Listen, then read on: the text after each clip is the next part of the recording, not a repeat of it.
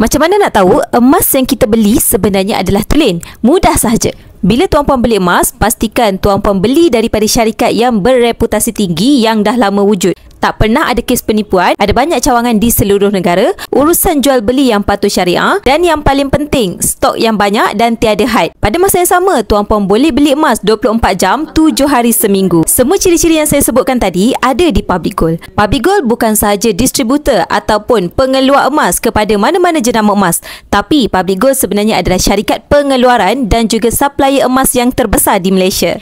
Public Gold bukan sekadar menjual emas kepada pembeli emas, tapi juga merupakan supplier utama kepada kelang-kelang emas yang berada di Malaysia. Bila mana tuan-puan membeli emas bersama dengan Public Gold, maksudnya tuan-puan beli emas direct daripada kelang. Jadi tentulah sebagai penyimpan emas, tuan-puan akan dapat kelebihan yang besar bila mana kita dapat potong kos middleman secara direct. Kalau tuan-puan nak beli emas fizikal sebagai simpanan, Public Gold adalah jenama pilihan nombor 1 di Malaysia. Sebab penyimpan emas di Public Gold ada lebih daripada 1.6 juta. Bagi tuan-puan yang nak saya bimbing dalam simpanan emas, nak saya bantu mulakan simpanan emas bersama dengan Public Gold, maka tuan-puan boleh terus klik link di bio ataupun terus tunjuk pin di video TikTok saya cara untuk bermula. Saya akan guide tuan-puan dalam simpanan emas bersama dengan Public Gold.